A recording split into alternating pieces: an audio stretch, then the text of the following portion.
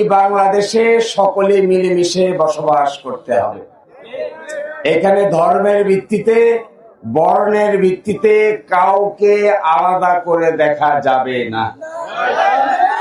এই বাংলাদেশের মালিক আমরা সকলেই।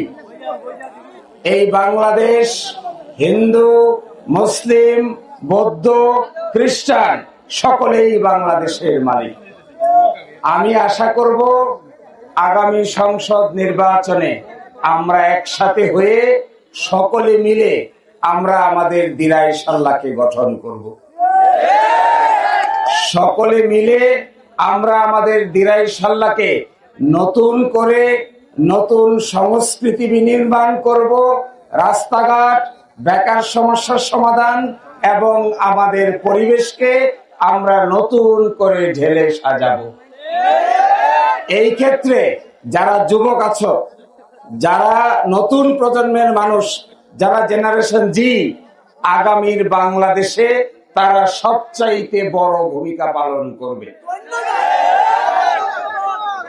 এই বাংলাদেশ নতুন করে সাজানোর জন্য স্কুল, কলেজ, মাদ্রাসা, মসজিদ, মন্দির, সাংস্কৃতিক প্রতিষ্ঠান, গির্জা, প্যাগোডা সবকিছু আমরা একসাথে মিলে হাতে হাত ধরে নতুন করে সাজিয়ে তুলব।